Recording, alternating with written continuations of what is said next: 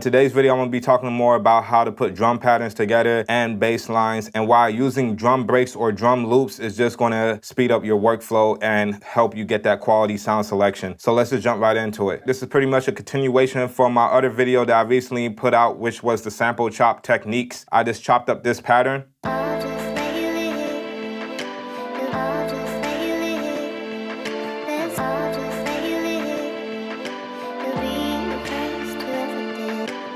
So I'm gonna do shift and mute, and that's gonna bring me to sample edit. Right here, I have my drum break.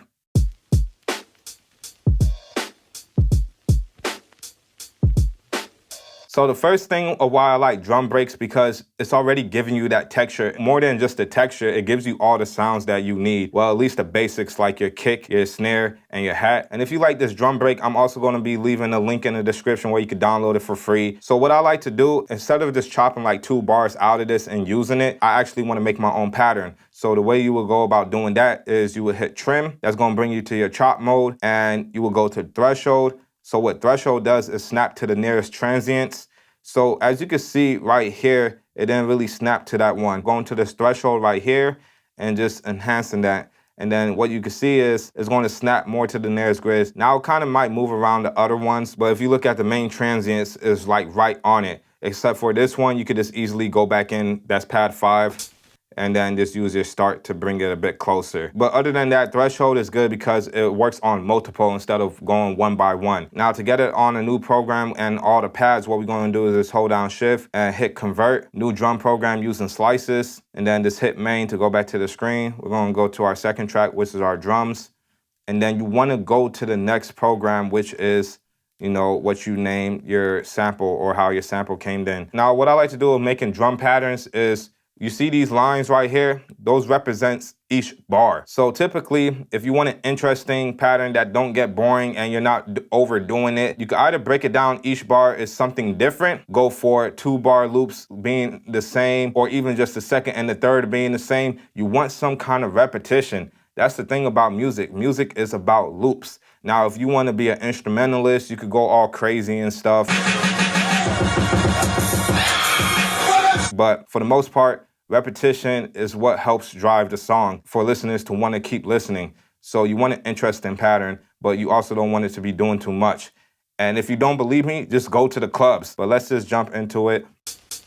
Got my hi-hat. I'm just going to lay down a typical hi-hat pattern. So that's going to be our 16 notes. I'm going to just double tap on note repeat so it could go into latch. And what that does is that I could just hold down my hi-hat instead of holding down the note repeat and the hi-hat. Now, before I record in the hi-hats, I want to switch from full level to full level off so I can get that dynamic in my playing. So let's record that.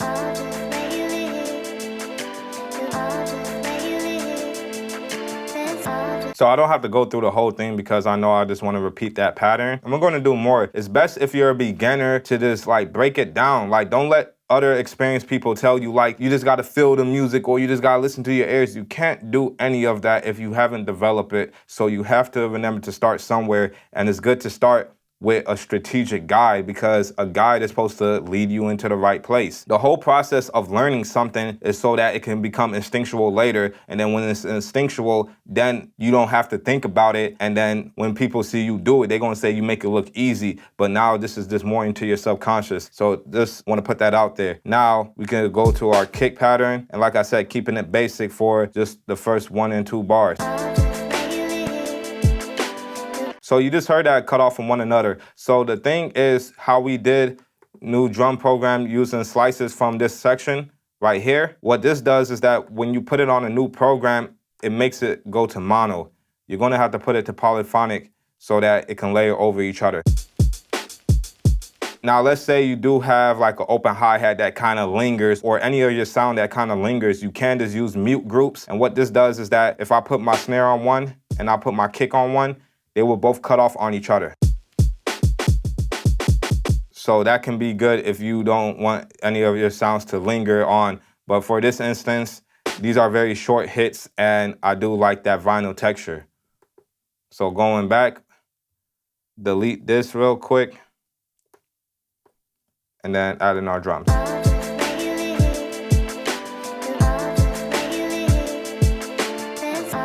So now we got down the basic pattern. Boom, boom, ta, boom, boom, ta. So what I'm gonna do is copy this over, to zoom in a bit.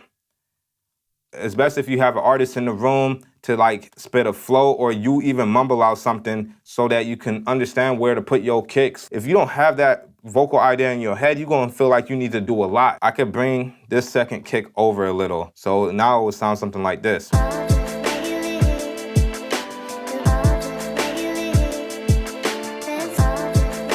But we could also add another kick right here as well. So we can use our cue links in this workflow. Go to the first cue link, and the second one is the playhead. So I could just start from the second bar and do overdub and play start, because I can still get a count in even though I'm not starting in the beginning.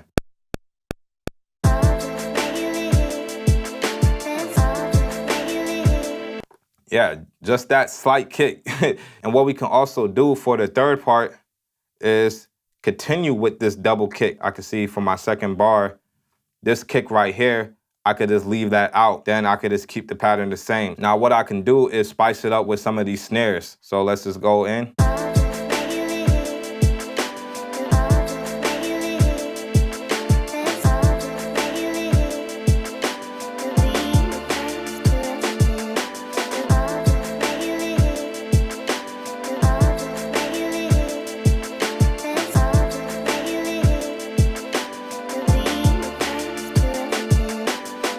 And see, having that full level off gave that dynamic for, anything that's in a different color other than red. So another tip is to have 2 resolve points. And typically that will be at the end of your second bar and at the end of your fourth bar. And by the end of the fourth bar, you want it to resolve a bit more than just the second one, because this is what's going to loop it back around. Now, if you had an 8-bar loop, then you want that last 8-bar to have like its final resolution to go back in again. There's no rules to music. I don't want you to feel like, oh, this is what you have to do versus this is what you can do. And now moving on to our bass line. So when you have a sample, a technique that you could always go to is using the low end of your sample if it's present enough and if it's actually, a good enough bass line for what you're trying to do. The way you would do that is by duplicating your chop program. So my chop program is the ones with the chops.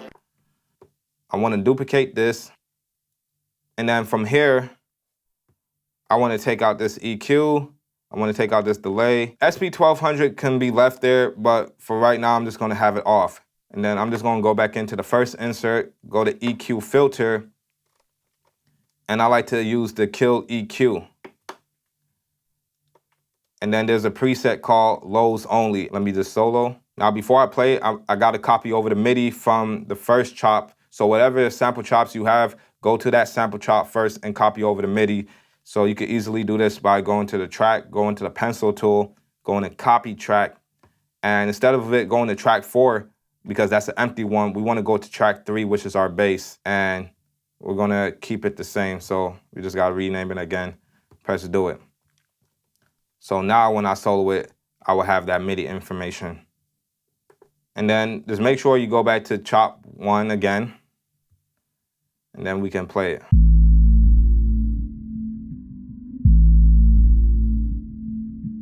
So this bass line is quite simple. There's really not much going on, but you don't want to stop right here because as you can hear, there's still frequencies that are very present and noticeable.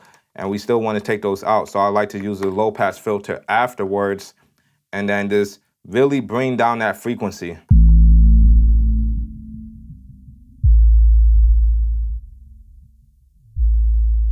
So now you can hear that it's very low. It cut out everything else. And you may be thinking like, dang, so you can't really hear that bass texture anymore. And this is where the resonance come into hand. You just bring that up, but not too much because you don't want it to sound weird. I like to keep it anywhere from 5 to 10.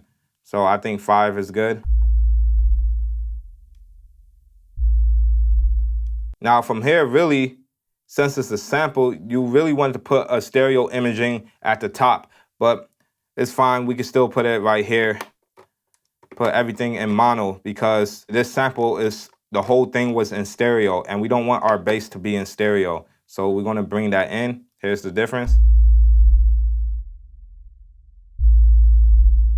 Now you can have a preference of making it wide, but I feel like if you already have your sample being wide, then it's best to just keep your bass line more in the middle along with your drums. So now when we hear it all together, it sounds something like this.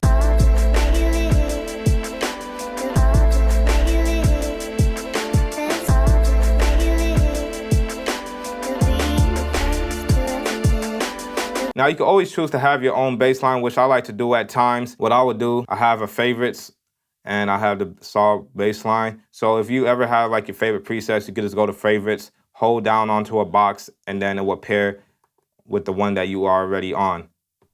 And you could just hold back down to override it or clear it. I'm just going to clear it since I have it right there. And then from here, I have a preset that I like to use with this, and I could just open that up from here. It's called Bass Runners. And that's pretty much having the MPC 60 on it, the low pass filter, and the SP 1200. And I have the low pass filter on it because this is a saw wave, so it has rich harmonics, and I wanted to just tone that back down. You're gonna hear it. Let's just go to shift and 16 levels to get to our pad perform. I'm gonna put back on full level, and I'm gonna just drop this a bit lower.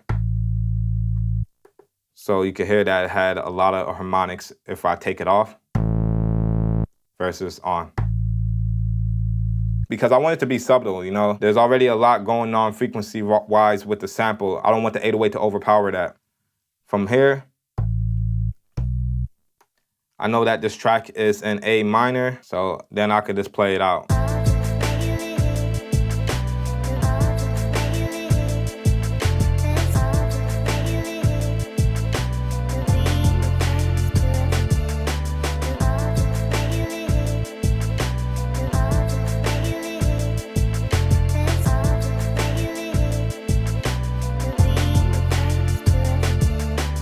So pretty much I just follow the bass line within the sample, more so the melody, to get the extra notes. This is one out of many methods on how to create a drum pattern and a bass line to your samples. So thanks for watching, and peace.